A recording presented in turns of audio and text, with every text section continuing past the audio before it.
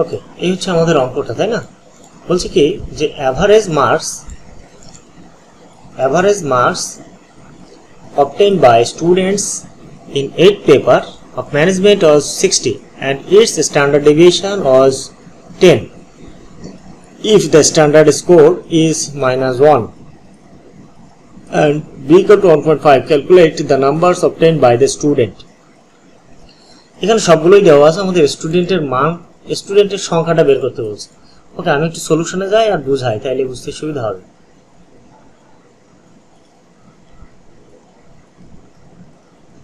Solution. Here the given আমাদের কি কি মান দেওয়া আছে দেখো তো। এখানে বলছে average marks obtained by the student 8 paper of the management was 60। বলছে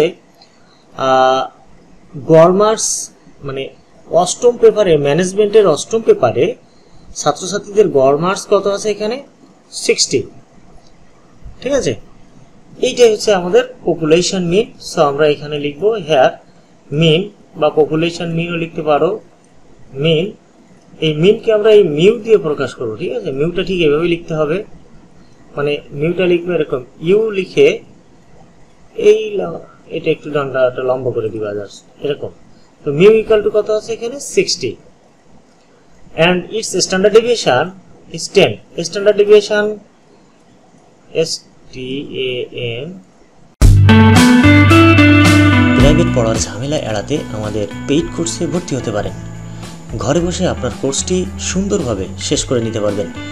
আপনি জাতীয় বিশ্ববিদ্যালয়ের বিবিএ অনার্স, মার্কেটিং, ফিনান্স, ব্যবস্থাপনা এবং হিসাব বিজ্ঞান যে বিষয়ে অনার্স করুন না কেন, আপনার সকল গুরুত্বপূর্ণ বিষয়সমূহ যেমন হিসাব বিজ্ঞান, ব্যবসায় গণিত, অর্থায়ন সহ সকল বিষয়ের পেইড কোর্স খুব সুন্দরভাবে এখানে দেওয়া আছে।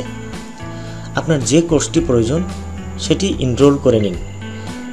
পরীক্ষায় 100% প্রস্তুতির জন্য যা প্রয়োজন তার সকল কিছুই পাবেন এই কোর্সে। লেকচার শিট পাবেন এবং তার প্রতিটি অঙ্কের ভিডিও লেকচার পাবেন।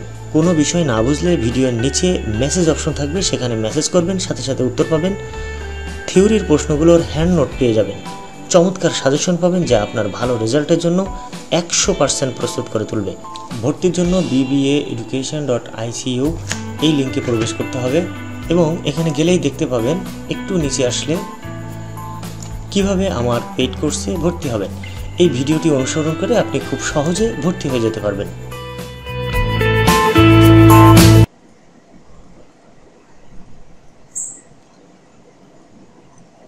স্ট্যান্ডার্ড ডেভিয়েশনকে নরমালি আমরা কি দিয়ে প্রকাশ করি? সিগমা দিয়ে। সিগমা ইকুয়াল টু কত হবে এখানে 10, তাই তো? আচ্ছা, আর এখানে আমাদের মান যেটা দেওয়া আছে, আমরা 1 নম্বর রিকোয়ারমেন্টে চলে যাই। এটা হচ্ছে কমন যে মানগুলো দেওয়া আছে, আমরা 1 নম্বরে চলে যাই। 1 নম্বর, উই নো এই নরমাল ডিস্ট্রিবিউশনের অঙ্কগুলো সাধারণত জেড টেস্টে করা হয়। হ্যাঁ, তাই আমরা এখানে লিখবো Z equal to X minus mu by হচ্ছে স্ট্যান্ডার্ড ডেভিয়েশন বাই সিগমা। এই হচ্ছে আমাদের সূত্র। এখন এই জেড এর মানটা আমাদের এই যে দেওয়া আছে দেখো -1। সো জেড এর পরিবর্তে আমরা লিখবো -1 ইকুয়াল টু, এখানে এক্স এর কোনো মান নেই, এটা রেখে দিলাম। মিউ এর মানটা আমরা পেলাম কত আছে 60। সো মিউ এর মান আমরা এখানে 60 লিখলাম। এক্স বার এর মান, স্ট্যান্ডার্ড ডেভিয়েশনের মান কত আছে এখানে 10। ইমপ্লাইজ দ্যাট এবার যদি আমরা একটু আর গুণ করে ফেলি, তাহলে দেখো এর নিচে কিছু নেই, মানে 1 আছে, 1 দিয়ে উপরেরটার সাথে গুণ হয়ে যাবে, অর্থাৎ x মাইনাস 60। মাঝখানে সমান সমান থাকলে কি হয়? আড়াই গুণ করতে হয়, তাই না? আর গুণ করতে হয়, আর গুণ থাকলে উপরে উপরে এবং নিচে নিচে গুণ করতে হয়। আচ্ছা, 10 দিয়ে -1 এর সাথে যদি গুণ করি তাহলে কি হবে? -10। ইমপ্লাইজ দ্যাট আমাদের দরকার হচ্ছে এখানে x এর মানটা বের করা। সো x টাকে বাম পাশে রাখবো। তোমরা জানো ইকুয়েশনের সময় যার মান বের করতে হয় সেটা সবসময় বাম পাশে রাখতে হয়, তাই না? সো আমরা এখানে -10 টাকে রাখলাম, আর এই -60 এই পাশে এসে +60 হয়ে গেল। ঠিক আছে, তার মানে x ইকুয়াল টু এখানে হবে কত 50। তার মানে এখানে x এর মানটা হচ্ছে 50, আমাদের সেটাই বের করতে বলছে। Calculate the number obtained by the student, স্টুডেন্টের সংখ্যা বের করতে হবে। আমরা এখানে লিখতে পারি সো দ্য নাম্বার অফ এ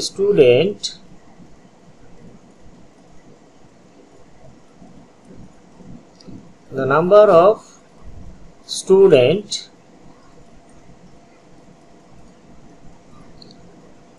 আর কত 50।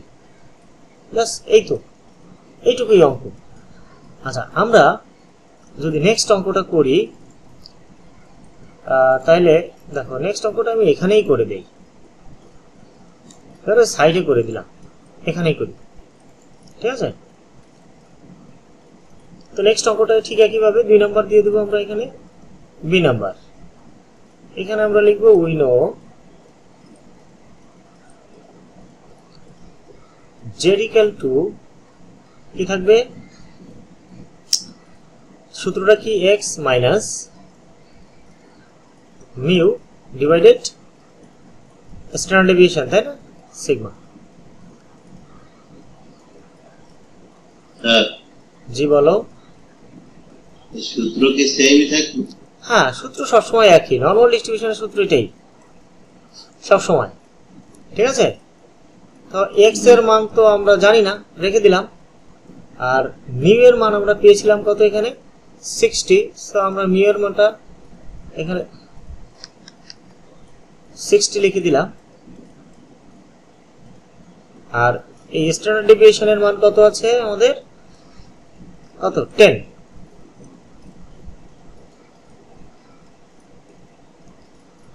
আর গুণ যদি করি তাহলে এখানে x মাইনাস 60 সমান সমান হয়ে যাবে কত, এখানে 100। তো এখানে x ইকুয়াল টু 100, এই 60টা যখন আমরা এই পাশে নিয়ে আসবো তখন মাইনাসটা অবশ্যই প্লাস হয়ে যাবে, তাই না। সো এখানে হয়ে যাবে কত, 60 equal to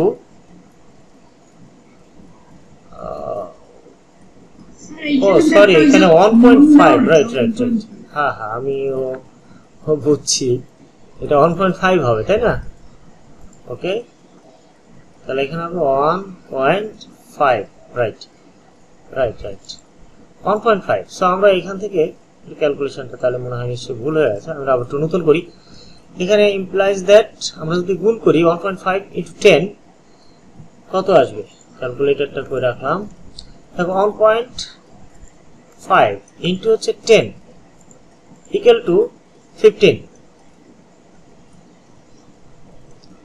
equal to x minus 60। তো যেহেতু এটা ইকুয়েশন, তাই না, ইকুয়েশনের সময় আমরা কি করি, যেটার মান বের করতে হয় সেটা সবসময় বাম পাশে রাখতে হয়। সো আমরা এই x মাইনাস 60টাকে বাম পাশে নিয়ে আসলাম, x minus 60 equal to 15 implies that x টাকে রেখে দিলাম ইকুয়াল টু 15, আর এই মাইনাসটা এই পাশে আসলে প্লাস 60 হয়ে যাবে না, ইকুয়াল টু কত হলো, 15 প্লাস 60 ইকুয়াল টু কত হলো, 75। সো আমরা এখানে লিখব 75। এখানে আবার একটু লিখতে পারি, so the number of student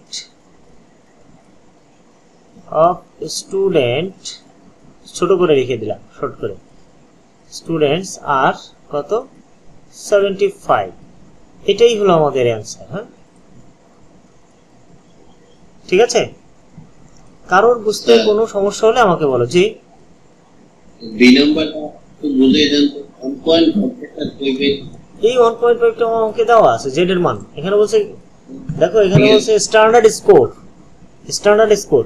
যখন আমি এর মানটা করব তখন এর মান হবে কি, -1। যখন বি এর মান করব তখন জেড এর মান হবে -1.5। আমি এই দাগগুলো একটু মুছে দিই, তাহলে তোমাদের জন্য পড়তে আরো সুবিধা হবে। এই যে, ঠিক আছে। এইবার ভালো করে দেখো।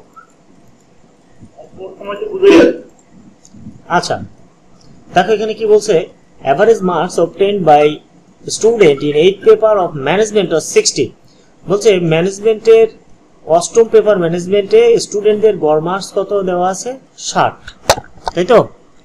And standard deviation and its standard deviation was 10, যার পরিমিত ব্যবধান আছে কত, 10। বা স্ট্যান্ডার্ড ডেভিয়েশনকে আমরা কি দিয়ে প্রকাশ করি? নরমালি সিগমা দিয়ে, তাই না?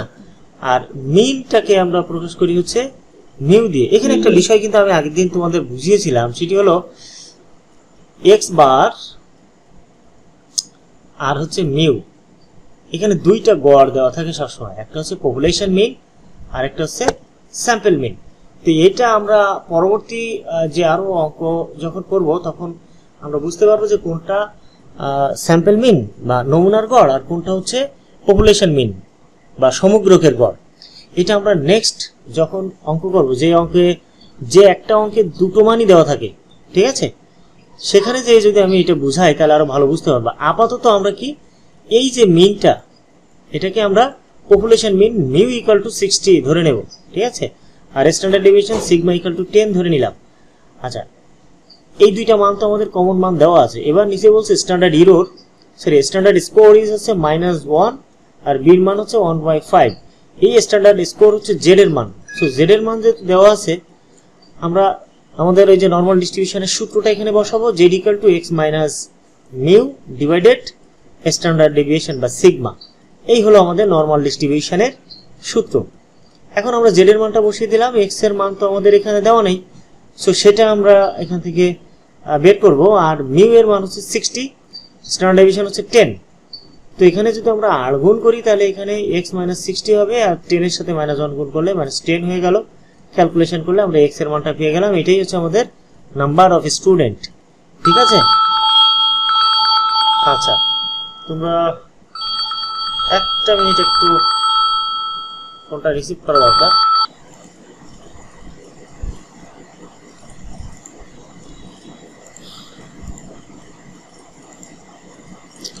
আচ্ছা, second year form fill up sir. হ্যাঁ বলো। সেকেন্ড ইয়ারে ফর্ম স্যার মার্কশিট লাগে না?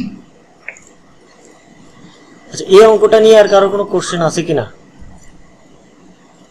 না স্যার, মানে এইটা যে নরমাল ডিস্ট্রিবিউশন, এটা বললাম কেমন? এই নরমাল ডিস্ট্রিবিউশন হয়েছে, আমি প্রথম দিন বললাম এখানে 3টে ডিস্ট্রিবিউশন থাকে। আবার একটুখানি বলি, এক নাম্বার হচ্ছে বাইনোমিয়াল ডিস্ট্রিবিউশন, বাইনোমিয়াল, হ্যাঁ binomial distribution. Sir screen share? ও স্ক্রিন শেয়ার করা হয়নি না? না। আচ্ছা আচ্ছা,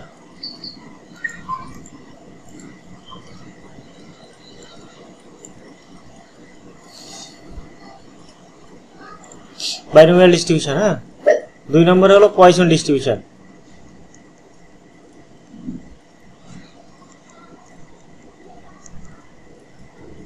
পয়সন ডিস্ট্রিবিউশন, আরেকটা হচ্ছে নরমাল ডিস্ট্রিবিউশন। এই তিনটা তো।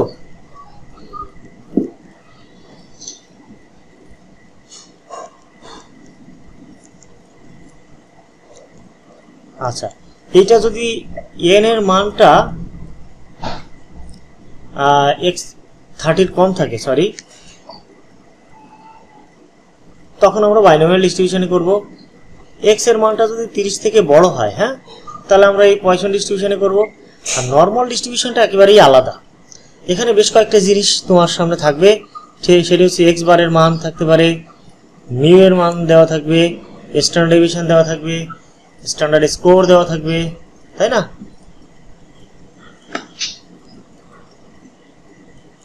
এই মানগুলো অঙ্কে দেওয়া থাকবে। তার মানে তুমি কয়েকটা দিন যদি অঙ্কটা প্র্যাকটিস করো তাহলে তুমি দেখলেই বুঝতে পারবা যে আমার এই অঙ্কটা কোন ডিস্ট্রিবিউশনে করতে হবে। এই যে দুইটা অঙ্ক না, এই দুইটা অঙ্ক মোটামুটি প্রবাবিলিটি বের করতে হয়, যেটা আমরা প্রথম অধ্যায়ে করে আসছিলাম, ঠিক আছে। কিন্তু সেক্ষেত্রে হয় কি, এন এর মানটা একটু বড় থাকবে। এই যে এন এর মানটা, এটা কিন্তু এন, আবার এক্স ভাইব না জানি, এই যে এটা কিন্তু এন। হ্যাঁ, তার মানে এন এর মানটা, যেমন আমরা ওই যে প্রথম অধ্যায়ে যেমন কয়েনের অঙ্ক করছি, বলের অঙ্ক করছি, তাসের অঙ্ক করছি, তো সেখানে যখন এন এর মানটা 30-এর কম থাকবে তখন বাইনোমিয়ালে করব। অঙ্কটা কিন্তু একই রকম দেখতে, আর এটাও একই রকম দেখতে, কিন্তু এন এর মানটা যদি 30 থেকে বড় হয় তখন আমরা পয়সন ডিস্ট্রিবিউশনে করব। আর একটা বিষয় হচ্ছে বললাম, যেখানে দুইটা মিন দেওয়া থাকবে, একটা স্ট্যান্ডার্ড ডেভিয়েশন দেওয়া থাকবে বা স্ট্যান্ডার্ড স্কোর দেওয়া থাকবে। এই মানগুলো যেসব অঙ্কে দেওয়া থাকবে সেটা আমরা বুঝবো এটা নর্মাল ডিস্ট্রিবিউশন। অনেক ক্ষেত্রে নর্মাল ডিস্ট্রিবিউশনের কথা উল্লেখ থাকতেও পারে, নাও থাকতে পারে। অঙ্কের চেহারা দেখে আমাদের বুঝে নিতে হবে যে এটা কোন ডিস্ট্রিবিউশনে করতে হবে। কথাটা বুঝতে পারছো নাদিম? হ্যাঁ, এই তিনটার বাইরে আর কোনো নিয়ম কানুন নেই মোটামুটি এই অধ্যায়ে। ঠিক আছে, আমরা পরবর্তী অঙ্কে যেতে পারি। এই অঙ্কগুলো আমাদের দরকার নেই, এগুলো লাস্টের দিকে করবো। ঠিক আছে, আমরা এখান থেকে করি হচ্ছে এই 22 নম্বর অঙ্কটা করতে পারি। 22 নম্বর না করলেও চলবে, আমরা আরো একটু সামনে চলে যাই, এটাই করে আসি, তারপর 22 নম্বর প্রয়োজনে করবো। দেখো problem 23, the wage of the workers of a factory follow the normal distribution। এখানে কিন্তু নর্মাল ডিস্ট্রিবিউশনের কথা কিন্তু তোমার উল্লেখ করাই আছে, তাই না? বলছে একটা ফ্যাক্টরি তার মজুরি কি করে, নর্মাল ডিস্ট্রিবিউশন অনুসরণ করে। Factory follows the normal distribution. এ জয়দেব বাবু কই, সবাই একটু আনমিউট করো তো। এই যে আচ্ছা, সবাই আমি আনমিউট করে দিলাম, মানে মিউট করে দিলাম আর কি, কই গেল আবার। এই যে দেখো বলছে the wages of the workers of a factory follows the normal distribution. বলছে কিছু ওয়ার্কার্স, একটা ফ্যাক্টরির ওয়ার্কার্সরা তাদের মজুরি কি করে, নর্মাল ডিস্ট্রিবিউশন ফলো করে। ঠিক আছে, বলছে the mean and the standard division of the wages are 450 respectively. বলছে যাদের গড় এবং পরিমিত ব্যবধান পর্যায়ক্রমে দেওয়া আছে কত, 400 আর 50। তো এখানে গড় দেওয়া আছে 400 আর স্ট্যান্ডার্ড ডেভিয়েশন দেওয়া আছে 50, তাই তো? বলছে এখানে রেসপেক্টিভলি মানে কি, পর্যায়ক্রমে। তাহলে প্রথম দেওয়া আছে কি, মিন বা গড়। এখানে গড় দেওয়া আছে 400, পরে দেওয়া আছে স্ট্যান্ডার্ড ডেভিয়েশন দেওয়া আছে 50।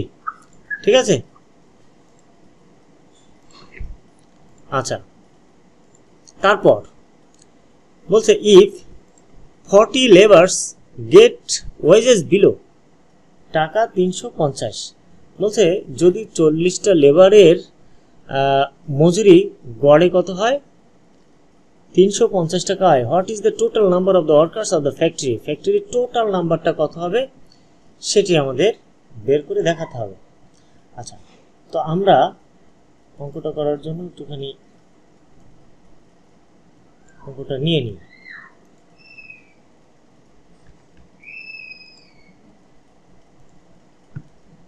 এবার আমরা বোর্ডে চলে যাই।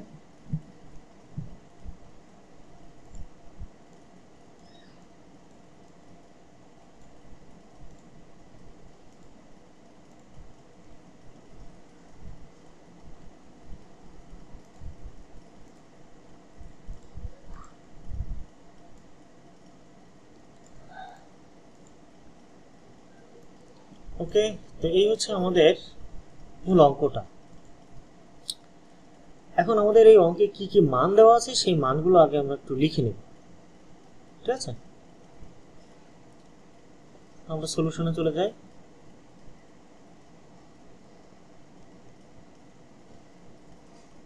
সলিউশন, here the given কি কি মান এখানে দেওয়া আছে। দেখো প্রথমে দেওয়া আছে মিন। মিনকে আমরা কি দিয়ে প্রকাশ করব, মিউ দিয়ে। মিন দেওয়া আছে কত আমাদের এখানে, দেখো 400 মান দেওয়া আছে। একটু কালারটা পাল্টে নেই তাহলে আমাদের বোঝাতে সুবিধা হবে। এই মিন দেওয়া আছে আমাদের কত, 400। সো আমরা এখানে মিউ সমান সমান লিখে নিলাম 400। স্ট্যান্ডার্ড ডেভিয়েশন দেওয়া আছে কত আমাদের এখানে, 50। সো আমরা এখানে লিখতে পারি স্ট্যান্ডার্ড ডেভিয়েশন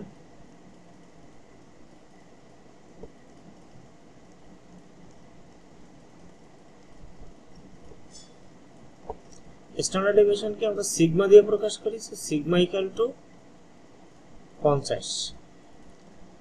ইফ 40 লেবার্স, যদি 40 জনকে এখান থেকে বেছে নেওয়া হয় তাহলে কি হবে। সো আমরা এখান থেকে চলে যাব একেবারে সূত্রে। এখানে দেখো দুইটা গড় দেওয়া আছে কিন্তু, একটা হলো এই 350। এখানে আমরা স্যাম্পল মিন লিখতে পারি,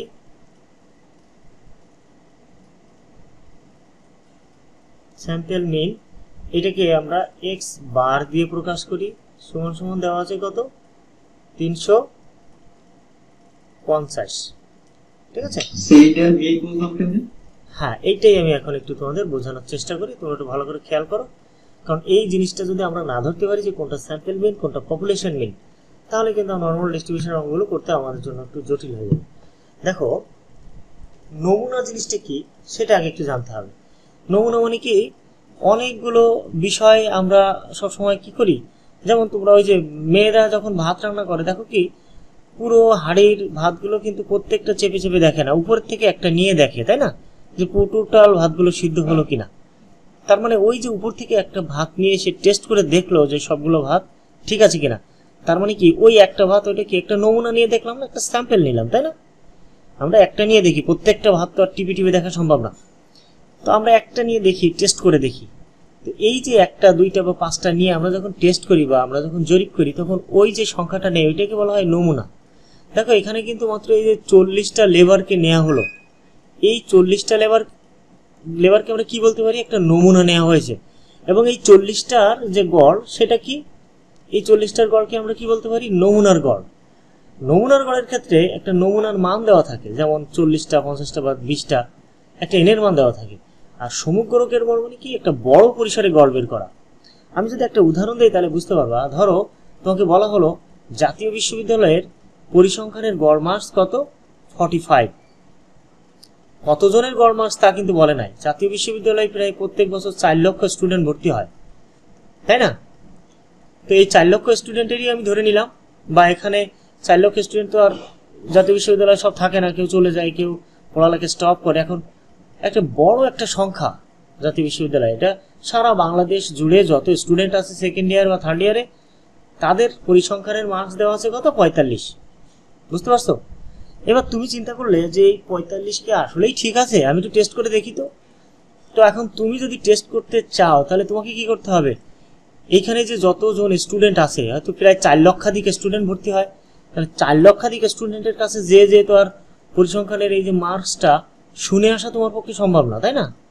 তুমি কি করতে পারো, তোমার কাছাকাছি যে স্টুডেন্টগুলো আছে, ধরো জনতা কলেজ, তুমি চিন্তা করলে জনতা কলেজে যে 50 জন স্টুডেন্ট আছে, আমি এই 50 জন স্টুডেন্টকে একটা নমুনা ধরে দেখি যে এই 50 জন স্টুডেন্টের গড় মার্কস কত। তো তুমি দেখলে 50 জন স্টুডেন্টের গড় মার্কস আসলে 50 করে, তাই না।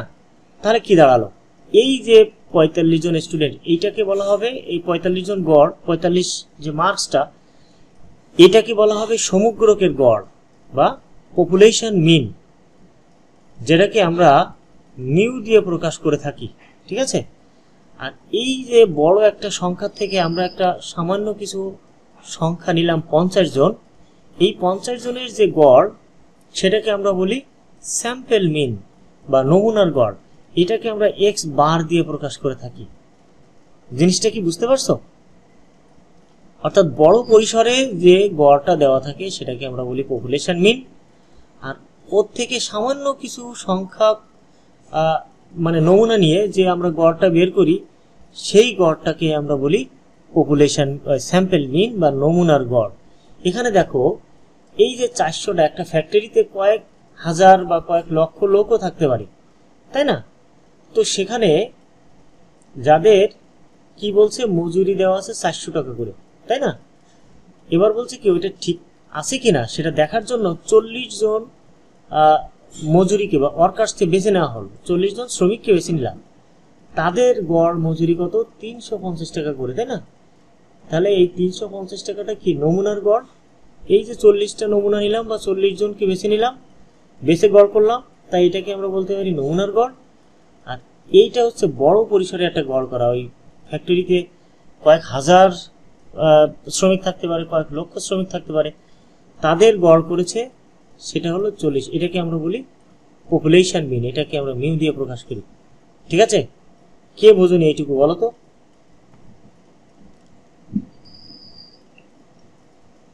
নাদিম, মানে বড়টাই যে মিউ আর এই ছোটটাই যে স্যাম্পল মিন। ছোটটা যে সবসময় স্যাম্পেল মিন হবে বিষয়টা সেরকম না তো। তুমি যে স্যাম্পেল নিবা বা যে নমুনাটা নিবা, যেমন এখানে 40টা নমুনা নেওয়া হয়েছে, তাদের গড়, এই নমুনা নেওয়া হয়েছে, এই নমুনার গড়টাকে বলা হয় স্যাম্পেল মিন। আর পপুলেশন মিনের কোনো এনের মান দেওয়া থাকে না নর্মালি, এটা হাজার লক্ষ কোটিও থাকতে পারে, ঠিক আছে। যেমন আমি আবার বলি, বাংলাদেশে কত কোটি লোক বাস করে তার অ্যাকুরেট কোনো তথ্য আছে? নেই। তো তোমাকে বলা হলো বাংলাদেশের জন্মহার কত? 1.5 ধরে নাও একটা, এটা সঠিক কিনা জানি না, ঠিক আছে। এখন এর এনের মান কি তুমি জানো? বাংলাদেশে 17 কোটি আছে, কেউ বলে 16 কোটি, কেউ বলে 18 কোটি লোক, তাই না? তাহলে তাদের জন্মহার আছে এটা, আমি ধরে নিলাম এটা মিউ, পপুলেশন মিন। এখন তুমি যদি চিন্তা করো যে না এটা আসলে ঠিক আছে কিনা, আমি একটু টেস্ট করি, তাহলে তুমি কি করলে, দুমকি শহরে ধরো 50,000 লোক আছে, বা সরি 5,000 লোক আছে ধরে নাও। তুমি 5,000 লোকের একটা জরিপ করলে যে 5,000 লোকের জন্মহার কত, এখানে দেখলে তুমি 1.00 জন্মহার, গড়ে জন্ম মানে জনসংখ্যা বৃদ্ধির হার। কারণ কি, তুমি এই যে মানে গড়টা তুমি যদি টেস্ট করতে চাও, তাহলে বাংলাদেশে যে 18 কোটি আছে, বা কেউ 16 কোটি বলে, কেউ 15 কোটি লোকের কাছে যে তো আর জন্মহার কোথায় কোন মানে কতগুলো ছেলে মেয়ে জন্ম নিচ্ছে, এটা তোমার পক্ষে কিন্তু জানা সম্ভব না। কারণ বিশাল একটা জনগোষ্ঠীর গড়, এটা প্রত্যেকটা মানুষের কাছে যে এই গড়টা যাচাই করা সম্ভব না। তাই গড়টা যাচাই করতে গেলে আমাদের কি করতে হবে? ছোট্ট একটা নমুনা নিতে হবে, একটা জায়গাকে বেছে নিতে হবে। সেটা ধরে নিতে পারো দুমকি, যেখানে 5,000 জন লোক আছে। এখন কিন্তু এই 5,000 লোকের কাছে তুমি খুব সহজে পৌঁছাতে পারো, যেহেতু লোক সংখ্যা কমে গেছে। অর্থাৎ একটা নমুনা নিয়ে নিলে, সারা বাংলাদেশে জরিপ না করে যে কোনো একটা অঞ্চলকে একটা নমুনা ক্ষেত্র ধরে নিলে, যে আমি এই জায়গায় দেখি যে আমার এটার সাথে ঠিক আছে কিনা। তো এই যে নমুনার যে গড়টা 1 পয়েন্ট, এটাই হবে হচ্ছে স্যাম্পেল মিন বা এক্স বারের মান, নমুনার গড় যেটাকে বলে। আর এটাকে বলা হবে পপুলেশন মিন বা সমগ্রকের গড়। বুঝতে পারছো? অর্থাৎ বড় পরিসরে সেই গড়টা দেওয়া থাকে, সেটিকে বলা হয় হচ্ছে পপুলেশন মিন। আর আমরা যে নমুনা নিয়ে নতুন করে যে জরিপ করতে চাই, সেটাকে বলা হয় স্যাম্পেল মিন, ঠিক আছে। আচ্ছা নাদিম, যদি আরো ক্লিয়ার না হয়ে থাকে তাহলে আরো দুই একটা অঙ্ক করি, তাহলে আর তোমার জন্য আরো বেশি ক্লিয়ার হয়ে যাবে। না বুঝছি, সমস্যা নেই। বুঝতে পারছো না? ওকে, এটা খুবই সহজ একটা ব্যাপার। আচ্ছা, আমি এটা মুছে দিলাম।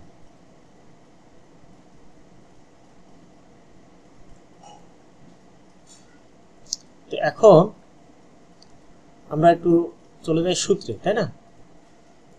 আমাদের সূত্র কিন্তু একটাই, লিখবো we know Z equal to, Z এর সূত্র X bar minus mu by হচ্ছে স্ট্যান্ডার্ড ডেভিয়েশন ইকুয়াল টু, এখানে এক্স বারের মান কত পেলাম আমরা? 350 মাইনাস মিউ এর মান কত? 400। সো আমরা এখানে 400 বসিয়ে দিলাম। স্ট্যান্ডার্ড ডেভিয়েশন কত? 50। সো আমরা এখানে 50 নিয়ে নিলাম ইকুয়াল টু কত হলো দেখো তো, কেউ নতুন কেউ কি যুক্ত হলো আমাদের সাথে? না। আচ্ছা, তো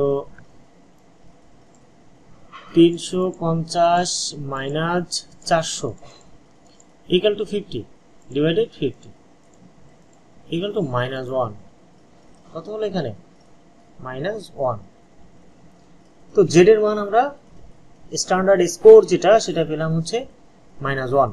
এবার আমরা লিখব প্রবাবিলিটি।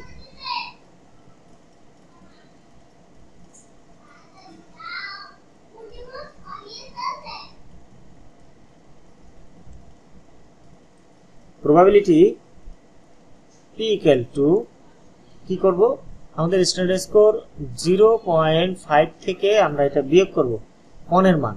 এখন আমরা টেবিলে চলে যাব। তো টেবিলের থেকে মান বের করতে গেলে 1টাকে আমরা দুইটা ভাগে ভাগ করে নেব, 1.00। এটাকে কিভাবে ভাগ করব? 1.0 আর 0.00, মানে আমরা এটাকে এমনভাবে ভেঙে নেব যাতে যোগ করলে আবার এই পূর্বের সংখ্যাটা হয়, অর্থাৎ দশমিকের আগের সংখ্যা এবং পরের একটা সংখ্যা নিয়ে একটা অঙ্ক নিব। যেমনটা নিলাম 1.0, আর এই দ্বিতীয় অঙ্কটা লেখার জন্য 0.0 তারপরে ওই অঙ্কটা নেব। দেখো যদি এরকম হয় 5 পয়েন্ট, আমরা আগের দিন এটা বুঝিয়েছিলাম। ও আচ্ছা,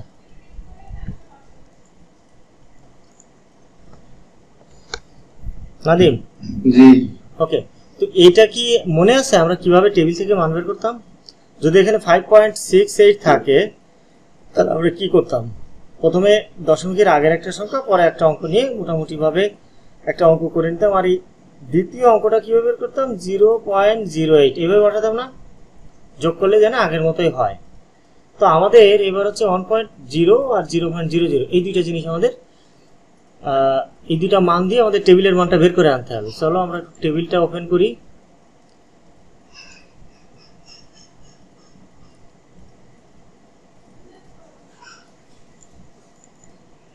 টেবিল এই যে, আচ্ছা আমরা যাবো নর্মাল ডিস্ট্রিবিউশন একেবারে শেষের দিকে। হ্যাঁ,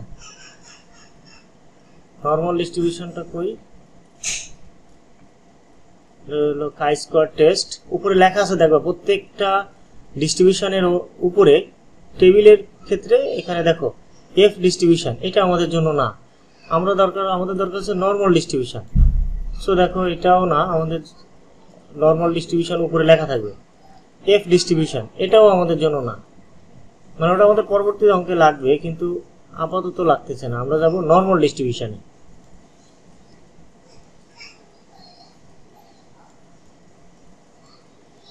এটা টি ডিস্ট্রিবিউশন, মানে টি টেবিল যখন আমরা করি, এই যে নর্মাল ডিস্ট্রিবিউশন, তাই না? আমরা এখানে চলে আসবো। সো এখানে আসার পর আমাদের দুইটা মান আমরা পেয়েছিলাম, তাই না? 1.0, দেখো এই হলো 1.0, আরেকটা আছে কি 0. কি মান দেখো 1.0 আর 0.00, এই না আমাদের দুইটা মান।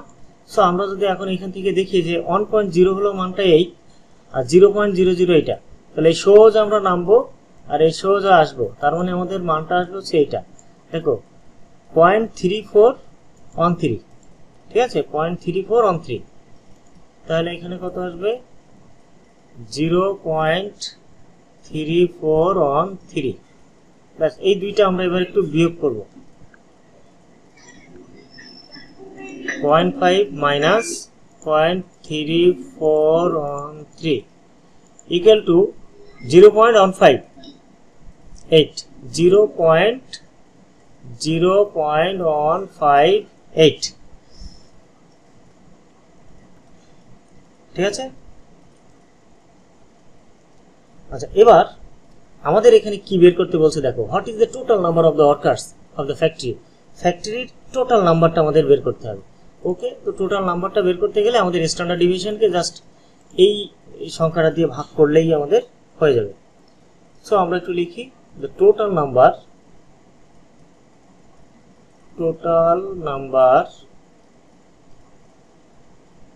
অফ ওয়ার্কার্স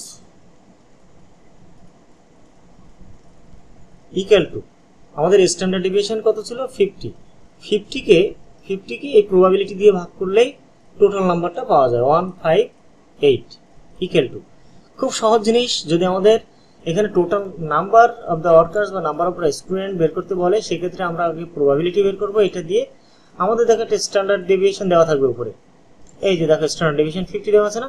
জাস্ট 50কে আমরা এই প্রবাবিলিটি দিয়ে ভাগ করলে আমাদের টোটাল নাম্বার অফ ওয়ার্কার্সটা আমরা পেয়ে যাবো। অর্থাৎ 50 ডিভাইডেড 0.158 ইকুয়াল টু হচ্ছে 316.45। তার মানে আমরা 316ই লিখতে পারি।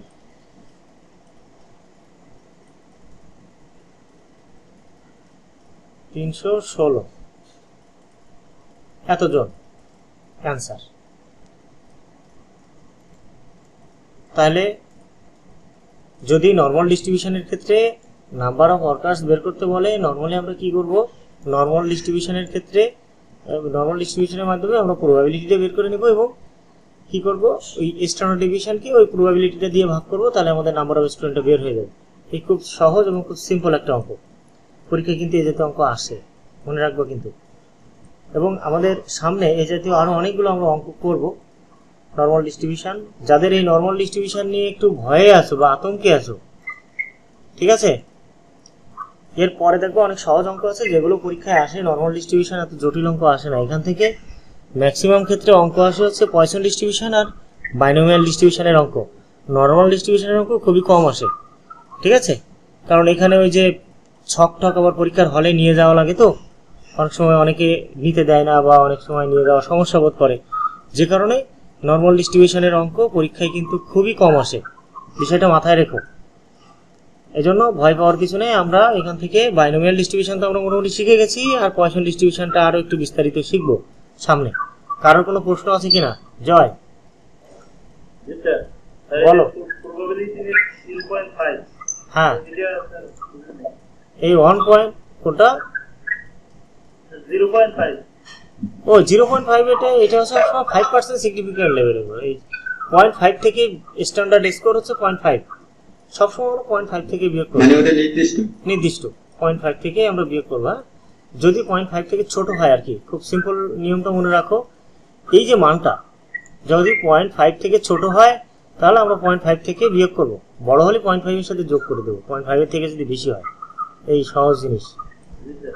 আরো এর বিস্তারিত আসলে ব্যাখ্যা আছে আরো, কিন্তু আমি আসলে ব্যাখ্যা দিয়ে বুঝতে গেলে তোমাদের আর সমস্যা হবে। খুব নর্মালি এইটুকু শিখে নাও, তোমাদের অঙ্ক হয়ে যাবে এতে, ঠিক আছে? আচ্ছা, তো আজকে তো 10টা বেজে গেল। আগামী দিন কি পড়া আছে? তোমরা পড়ো কি শনি সোম বুধ, তাই না?